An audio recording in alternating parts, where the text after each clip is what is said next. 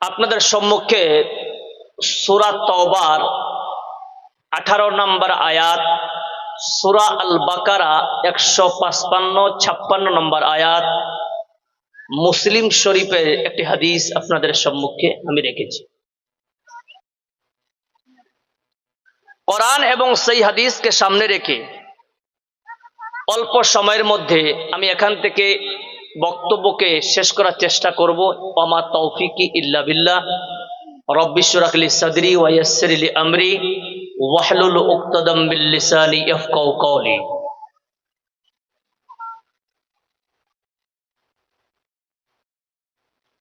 এখানে বক্তব্যের প্রারম্ভে আমি আপনাদেরকে প্রশ্ন করব, আপনারা উত্তর দিবেন।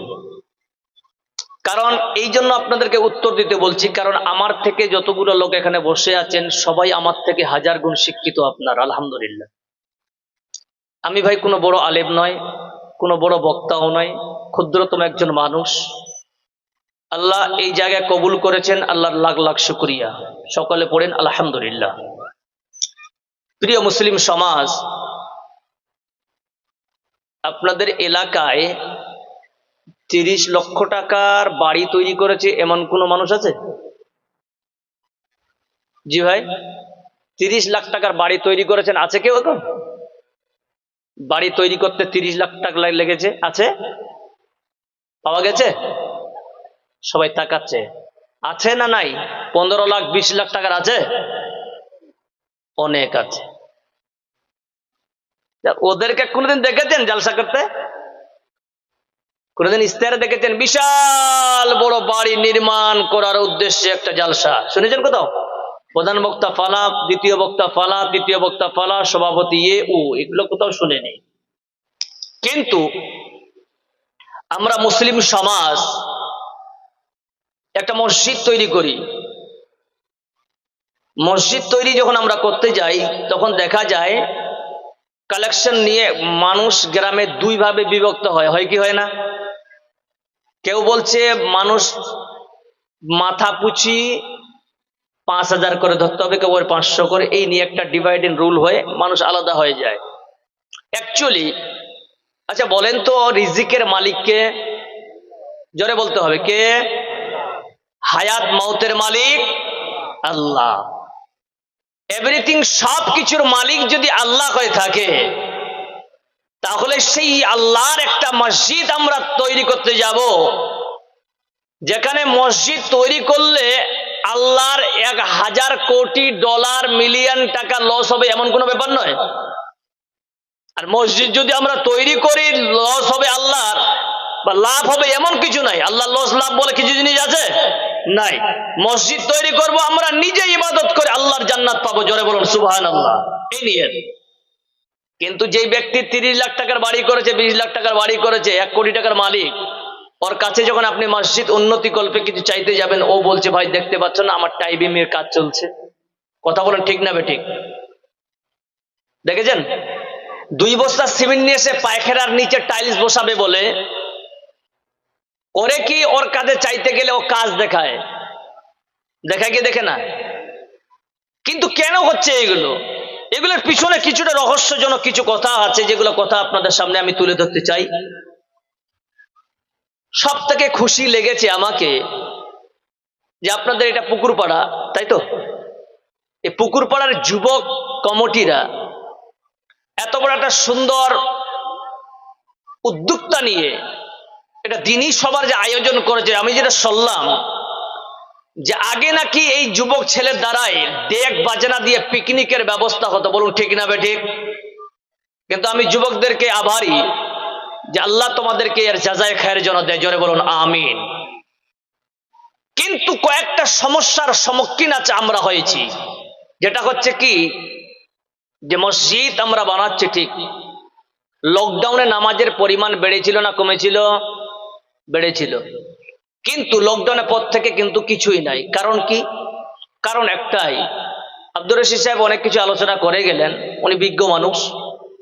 পাশাপাশি আপনাকে বলি যে একটা মসজিদ কে কেন্দ্র করে আজকে যে মসজিদ যার হাতে তুলে দিয়েছেন, আগে আমাদের জানতে হবে তাদের কোয়ালিটি আছে কিনা। যারা মসজিদের সেক্রেটারি আছে ওদের কাছে, ও যে সেক্রেটারি তৈরি হয়েছে ও কি সেক্রেটারি যোগ্য কিনা আদৌ জানতে হবে।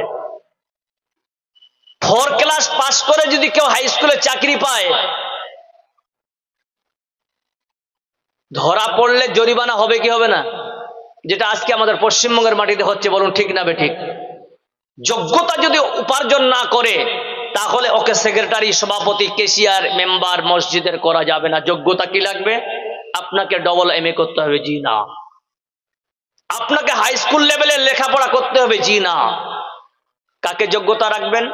আল্লাহ পাক বলছেন বিসমিল্লাহির রহমানির রহিম, ইন্নামা ইয়া'মুরু মাসাজিদাল্লাহি মান আমানা বিল্লাহি ওয়াল ইয়াউমিল আখির ওয়া আকামাস সালাতা ওয়া আতাস যাকাতা ওয়া লাম ইয়াখশা ইল্লাল্লাহ। আল্লাহ পাক বলতেছেন, বান্দা আয়,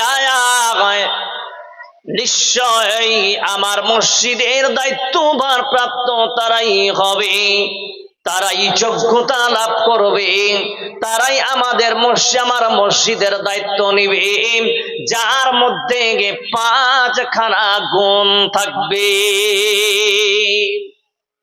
সর্বপ্রথমে হলো ইন্নামা ইয়া'মুরু মাসাজিদাল্লাহি মান আমানা বিল্লাহ। সর্বপ্রথমে ওই বান্দাকে সার্টিফিকেট যেটা নিতে হবে, ওই সার্টিফিকেটের নাম হলো আল্লাহর প্রতি ঈমান থাকা লাগবে, ওয়াল ইয়াউমিল আখির। দ্বিতীয় নম্বরে হলো আখিরাতের উপরে বিশ্বাস রাখতে হবে, তার উপরে ঈমান রাখতে হবে। ওয়াল ইয়াউমিল আখির ওয়া কামাস সালাতা, নামাজ প্রদানকারী হতে হবে, সালাত যেন সে কায়েম করে। ওয়া আতাস যাকাত, বান্দার কাছে যদি টাকা হয় বান্দা তুমি যাকাত তুমি দিবে। ওয়ালাম ইয়াখশা ইল্লাল্লাহ, আল্লাহ ব্যতীত পৃথিবীর কাউকে ভয় করবে না। এই 5টা গুণ যদি থাকে তাহলে সে মসজিদের সেক্রেটারি, সভাপতি হতে পারে। যদি না থাকে লস কি মসজিদের? উদাহরণ দিচ্ছি, সুধী মণ্ডলী, মসজিদের কাজ চলতেছে, কাজ চলাকালীন কমপ্লিট হয়ে গেল, হঠাৎ করে 2 বোরা সিমেন্ট লাগবে। এবার মিস্ত্রি বারবার সেক্রেটারিকে ফোন করে, বারবার মানুষ ক্যাশিয়ারকে ফোন করে, বলছেন 2 বোরা সিমেন্ট আনেন। বলছে কোথা থেকে আনবো? মহিপাল দোকান বন্ধ, চরঙ্গি দোকান বন্ধ। এবার বলছে কি শিওলে যেতে হবে। কেউ বলছেন যেতে হবে না, ছোট্ট একটা দোকান আছে। কোথায়? বলছেন পেতিন ডিগিতে। ওই পেতিনি ডিগিতে গিয়ে নিয়ে আসা হোক। এবার 2 বোরা সিমেন্ট আনতে গিয়ে ক্যাশিয়ার সেক্রেটারি 2 জনে গেল বাইকে। এবার বাইকে যাওয়ার পর ওরা গেল আগে, প্রথমে মিষ্টি আর সিংড়া খেলো। ওই মিষ্টি সিংড়া খাবার পরে একটা পান খেলো। তারপরে টোটোওয়ালাকে বলছেন, টোটোওয়ালা ভাই আয়, এই তৈবুরি সমার্ট সিমেন্ট তুমি পুকুরপাড়া মসজিদে দিয়ে আসো। বলছেন ভাড়া কত দিবেন? বলছেন 50 টাকা দিব। বন্ধুরে 50 টাকা ভাড়া দিল, খাওয়া দাওয়া হলো, পান হলো। রাত্রিবেলা ক্যাশিয়ারে এসে এবার রেজিস্টার কমপ্লিট করতে গিয়ে খাবার বিল লিখেছেন 50 টাকা, পানের বিল লিখেছেন 15 টাকা, 65 টাকা খাবার বিল এবং হলো কিসের বিল? টোটো ভাড়া গেল কত? 115। গেল কি গেল না? আল্লাহ বলছেন বান্দা একবার আয়, আমার প্রতি বিশ্বাস রেখে তুমি ঈমান এনেছ, আমার উপরে তুমি ঈমান এনেছ। তোমার বাড়ির যদি কাজ হয়, 2 বোরা সিমেন্ট পেতিনি ডিগিতে তুমি টোটো ভাড়া করতে না, তুমি সাইকেল নিয়ে 2 বোরা সিমেন্ট আনতে। বান্দা একবার আয় আমার কাছে, তোকে আমি মসজিদের আমানত তোমাকে বানিয়েছিল, আর তুই আমার টাকা নিয়ে খেয়ানত করিস। একবার আয়, একবার আয়, তোর খোলারের সাইজ মাগব। তুই কোন খোলার দিয়ে মিষ্টি এবং সিংড়া খেয়েছে, প্রত্যেকটা হিসাব আমি আল্লাহ পাই নিব। হচ্ছে কিনা এখন জোরে বলেন। কিন্তু বন্ধু আপনি সওয়াব পাবেন, বাড়ির কাজে আপনি 2 বোরা সিমেন্ট আনতে গেলেন, সাইকেল নিয়ে গেলেন, ঘাম ঝরিয়ে এলেন, 1 চিকি পরিমাণ নেকি পাবেন না। কিন্তু যদি মসজিদের 1 বোরা সিমেন্ট কেশিয়ার আপনি আনেন, আপনিও সেক্রেটারি, আপনি 1 বস্তা নিয়ে আসলেন, 2 বন্ধু মিলে ঠেলে ঠেলে ঠেলে আপনি পুকুর পাড়ায় পৌঁছালেন। এবার আল্লাহ বলছেন, বান্দারে ওই যে তোমার ঘাম ঝরেছে আমার মসজিদের মহব্বতে, আমার মসজিদের খাদিম হয়েছ, বান্দা প্রত্যেক ঘামের বদলায় তোমার জন্য আল্লাহ আমি জাহান্নামকে হারাম করলাম। জোরে বলুন নারে তাকবীর। শুধু মণ্ডলী, এর নাম হচ্ছে আমানা বিল্লাহ, আল্লাহর উপর ঈমান থাকা লাগবে। তাহলে দেখেন আজকে আপনারা আল্লাহর প্রতি কেমন ঈমান রাখতেছেন। বান্দারে আপনারা যেহেতু শিক্ষিত মানুষ, আচ্ছা বলুন তো পৃথিবীর সব থেকে ভালো জায়গার নাম কি একবার বলুন, জোরে বলুন। পৃথিবীর সব থেকে ভালো জায়গার নাম কি? মসজিদ। খারাপ জায়গার নাম কি? বাজার। আজ পুকুর পাড়ার যুবকদেরকে আমি বলে যাই, ও আমার ভাইরা, আল্লাহর কাছে শুকরিয়া আদায় করে তোমাদের দ্বারা এত বড় প্রোগ্রাম নিয়েছেন আল্লাহ। ও যুবক ভাই শোনো, একটা কাজ তোমরা এরপর থেকে করবা, আল্লাহ রাজি যদি হয়ে যায় বান্দা জান্নাত যেতে সহজ হয়ে যাবে। সব থেকে পৃথিবীর জায়গা ভালো, সব থেকে উৎকৃষ্ট জায়গা যদি মসজিদ হয়, যেই উন্নতি কল্পে জলসা করেছে, আর সব থেকে নিকৃষ্ট জায়গা যদি বাজার হয় মুসলমান। এবার আপনারা জবাব দেন, জলসার পাশে কেন মিলা লাগিয়েছেন? জোরে বলুন ঠিক না বেঠে? আচ্ছা বলেন তো ভাই, চৌরঙ্গি বাজারে প্রতিদিন জিলাপি পাওয়া যায় কি যায় না? যায়। সিংড়া যায়, লিপস্টিক, সেনো, পালতা, পাউডার পাওয়া যায় কি যায় না? পাওয়া যায়। গোজা গোজা পাওয়া যায়, হ্যাঁ বলছে পাওয়া যায়। কিন্তু বন্ধু বাদাম মনে পাওয়া যায় না? চৌরঙ্গিতে পাওয়া যায় আপেল। কিন্তু আজকে এটা নতুন জিনিস দেখলাম রে বাপ, জালসার মেলাতে লোহার দোকান বসেছে। কোথা দেখেছিলেন? নতুন, বাহ, ইউনিক।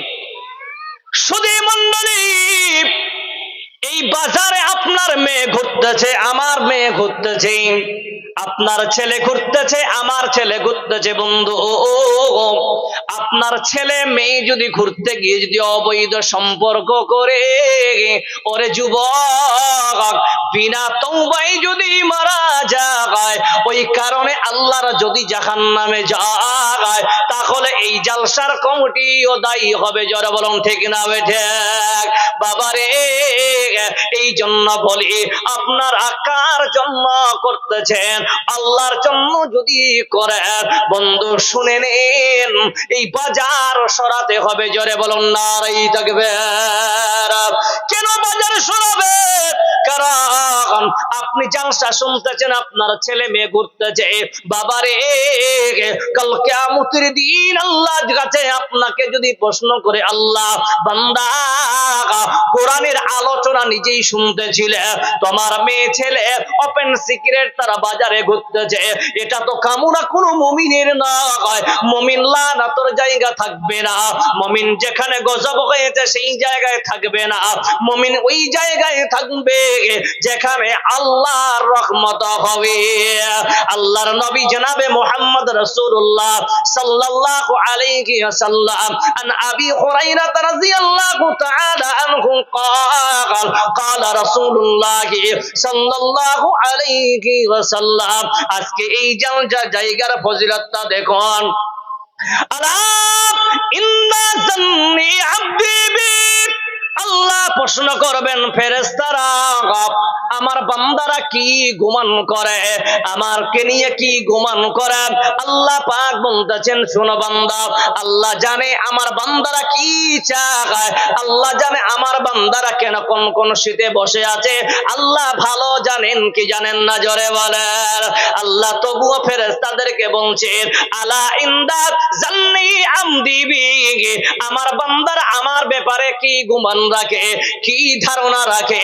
আল্লাহর ফেরেশতারা বলছেন, শুনেন, আলা ইন্দা জান্নি আবদি বি আনা মাহু, আল্লাহ কি অফার দিতেছেন, শুন, আনা মাহু, আনা মানে আমি, মাহু মানে তাদের সঙ্গে। এখানে আপনারা যদি এই নিয়াতে বসে থাকেন, আল্লাহ তোমার জালসায় যাচ্ছি, আল্লাহ আলেমের কথা শুনবো, আমল করবো, আল্লাহ আল্লাহ তোমার জাহান্নামের আগুন বড় কঠিন, ওই আগুন আমরা সইতে পারবো না, আল্লাহ গো মেহেরবানি করে জাহান্নাম থেকে আমাদের মুক্ত দিও। আল্লাহ এর অর্থ দিতেছে, নবী গো জানিয়ে দাও, আনা মাহু, ওদের ওই ধারণার সঙ্গে আল্লাহ আমি আছি। জোরে বলুন সুবহানাল্লাহ। ফাইন যাকারানি ফি নাফসি, কোন বান্দা যদি, অনেক বাপজিরা আপনারা বসে আছেন, মনে করেন কয়েকজন বুড়ো মানুষ আছে চিৎকার করে সুবহানাল্লাহ আলহামদুলিল্লাহ বলতে পারে না, কিন্তু আল্লাহ অফার দিতেছেন, ফাইন যাকারানি ফি নাফসি, কোন বান্দা যদি মনে মনে আমার স্মরণ করে, আমার জিকির করে, আমার স্মরণ করে, আমার জিকির করে, যাকারতু নাফসিহি, আল্লাহ তাআলা বলছেন ওদের জিকিরের সঙ্গে আমিও আল্লাহ আছি। ফাইন যাকারানি ফি মিলাইন খায়র, আল্লাহ পাক বলতেছেন, নবী গো, যদিও হাদিস আমি আল্লাহকে দিয়ে বলতেছি, কারণ হাদিসে কুদসি আল্লাহর নবী বলতেছেন, শুনুন, পৃথিবীর কোন মানুষ ভরা মজলিসে যদি আল্লাহকে চায়, ফাইন যাকারানি, এই ভরা মজলিসে কেউ যদি আল্লাহর জিকির করে, আল্লাহ পাক বলতেছেন, ওয়া মিলাইন খায়রুম মিনকুম, ওই ভরা মজলিসের সর্বশ্রেষ্ঠ মানুষ, আল্লাহ যাকে পছন্দ করে, ওর সঙ্গে আমি আল্লাহ তাকেও পছন্দ করে, তাকে আমি সূক্ষ্ম করে, তাকে আমি বেহতরিন খুব ভালো মানুষ তৈরি করে আল্লাহর জান্নাত দিব। জোরে বলেন নারায়ে তাকবীর। শুধু মণ্ডলী, এবার আসেন আমানা বিল্লাহ, এবার আল্লাহর উপরে ঈমান এনেছেন, ফজিলতটা জানলেন, আল্লাহ কি দিতে পারে ঈমানদারকে। এখানে যারা ঈমানদার আছেন ওদের জন্য এই অফার, ঈমানদার কোনোদিন মিথ্যাবাদী হতে পারে না, ঈমানদার কোনোদিন বেনামাজি হতে পারে না, ঈমানদার কোনোদিন সুদখোর হতে পারে না। তাহলে আসে ঈমানদার কি আল্লাহর নবীর হাদিসের বিপক্ষে চলতে পারে? জোরে বলুন হ্যাঁ না না পারে? আল্লাহর নবীর বিপক্ষে চলতে পারে? হাদিস যেটা বলেছে, জি না। আল্লাহ তাআলা বলতেছেন, শোনো, ওয়া মা আতাকুমুর রাসূলু ফাখুযুহু ওয়া মা নাহাকুম আনহু ফান্তাহু, বান্দারে আমার নবী তোমাকে যেটা দেখায় তোমরা গ্রহণ করো, আল্লাহর নবী যেটা তোমাকে বাধা প্রদান করে বান্দা তোমরা সেই জায়গা থেকে নিজেকে সরিয়ে নাও। যদি করো রে উম্মতে মুহাম্মদিয়া নিজেকে দাবি করতে পারবা, কাল কিয়ামতের দিন আল্লাহ নবী ওই বান্দার জন্য সুপারিশ করবে। জোরে বলুন সুবহানাল্লাহ। দেখে যা তো কুরআন মে মুহতারাম মুস্তাফা কি উম্মতি খায়রুল উম্মাম। সুধী মণ্ডলী, তাহলে আসে আজকে আপনাদের এলাকা হোক বা আমার এলাকা হোক, আপনাদের জায়গা হোক বা আমার জায়গা হোক, আজকে মুসলমানেরা এমন কোন কাম করতেছে যেই কামগুলো শরীয়ত বিরোধী কাম। যদি বলেন কেমন, আজকে আপনারা যতগুলো লোক বসে আছে সবাই চান আমার ছেলে ডাক্তার জাকির না হোক কিনা, জোরে বলেন চাই কি চাই না? আমার ছেলে ডাক্তার হোক, আমার ছেলে একজন হাফিজে কোরআন হোক, আমার ছেলে একজন আলেম হোক, আমার ছেলেটা দিনের প্রতিষ্ঠিত একজন ছেলে হোক, সবাই চায়। কিন্তু হাইরে কপাল পোড়া, আমাদের কপাল খারাপ, আমরা হতে পারি না। কি কারণে? আল্লাহ পাক বলতেছেন নবী যা দিয়েছে গ্রহণ করা, আমরা গ্রহণ করতে পারি না মুমিন। তাহলে আমাদের দোষ কোথায়? একটা বাচ্চা তৈরি করতে গেলে, একজন ইমানদার নিজেকে বাচ্চা তৈরি করতে গেলে আগে তাকে বিবাহ করতে হয় কি হয় না, জোরে বলেন? কি ভাই আপনার বিয়ের আগে বাচ্চা হয় নাকি বিয়ের পরে? তাহলে দেখেন, বিয়ে যখন করতে যাবেন বিয়ের আগে আমরা কি করি? ছেলে মেয়ে দেখা দেখি হয় কি হয় না? হয় ভাই। ছেলে দেখতে যাবে মেয়েকে, তার সঙ্গে দুইজন যাবে, তার বন্ধু সঙ্গে যাবে দুলাভাই। ওরে ভাই, বিয়ে তুমি করবে, আমার থেকে হাজার গুণ আলেমে দিনেরা বসে আছেন। আমি বলেছি আগে ক্ষুদ্রতম আমি মৌলবি জানি না। ও মুসলমান জবাব দেন, যেই মেয়েকে দেখতে যাবেন ওই মেয়েকে দেখার আগে আপনি কেন একাই গেলেন না? আপনার সঙ্গে দুইটা হিজড়াকে কেন নিলেন? তৃতীয় হিজড়া হচ্ছে আপনার দুলাভাই, এই তিনজনকে নিয়ে কেন গেলেন? এটা তো কামনা কোনো মুমিনের নয়, এটা তো কামনা কোনো মুমিনের নয়। ইমানদার যারাই হবে তারা শরীয়ত সম্মতি তারা থাকবে, তারা শরীয়ত পালন করবে, শরীয়ত মেনে তারা দেখতে যাবে।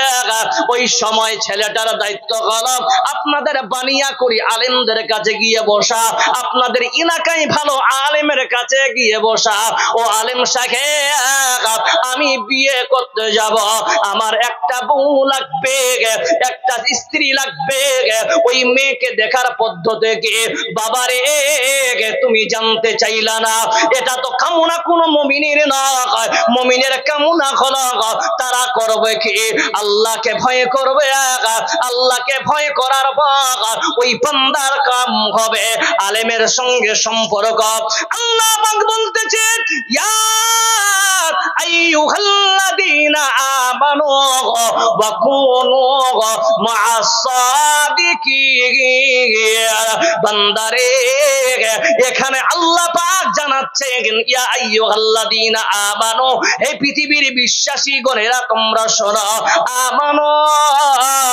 তারপরে বলছেন ওয়া কুনু, কুনু শব্দটা হলো আমরের সেগা, যারা আরবি বুঝেন তারাই বুঝতে পারবেন। আর আমরের উদ্দেশ্য হলো তাদের হলো ইস্তিমরারের ফায়দা দেয়, আর ইস্তিমরারের অর্থ হলো সব সময়।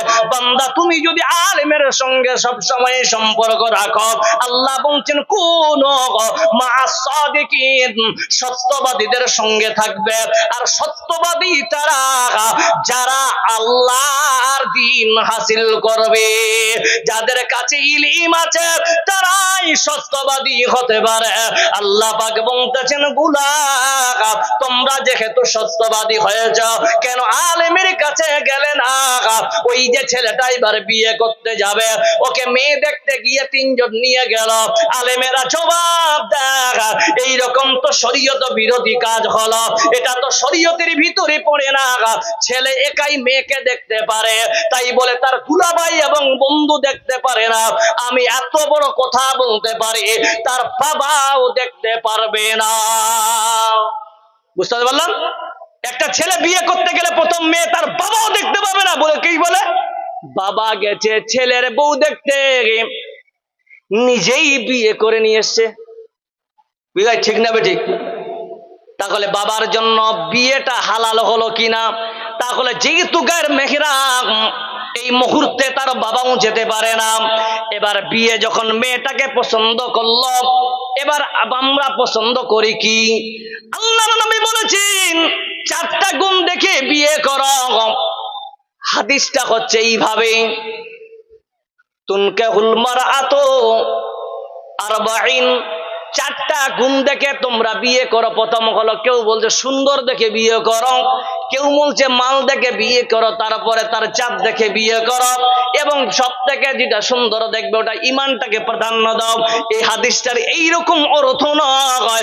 আল্লাহর নবী বলতেছেন মানুষ মাল দেখে, মানুষ জাত দেখে, মানুষ টাকা দেখে, মানুষ সুন্দর দেখে। আমি মুহাম্মদ সাল্লাল্লাহু আলাইহি সাল্লাম বলছি তোমরা দিনটাকে প্রাধান্য দাও। জোরে বলুন সুবহানাল্লাহ। যদি বলি কেমন, পৃথিবীর যদি হাদিসটা এইভাবে মানে করা হয় তাহলে সুন্দর দেখে বিয়ে করতে বলেছে। এখানে আল্লাহ তো সৃষ্টির কর্তা, আল্লাহ কালাকেও বানিয়েছে, বলুন ঠিক না বেটে? যদি হাদিসটার উপরে পৃথিবীর মানুষেরা আমল করতে যায় তাহলে বলুন তো কালো মেয়েদের বিয়ে আর হবে না, ধরুন ঠিক না বেঠিক? তাহলে আমাদের কি দেখতে হবে? সুন্দর দেখতে হবে না কিছু না, দিনটাকে দেখেন। কালো যদি মেয়েটা হয় তবুও যদি তার মধ্যে দিন থাকে শান্তি পাবে। আর যদি ধোলো একটা বউ নিয়ে আসেন, প্রতিদিন সকাল সন্ধ্যে ঝগড়া করে, বাড়িতে শান্তি থাকবে? বউ দেখলেন এক করলে। এবার হচ্ছে আপনাদের পালা। হলুদ মাখামাখি আছে কিনা আপনাদের এলাকায়? আছে? হলুদ ছাড়া কিন্তু বিয়ে জায়েজ নয়।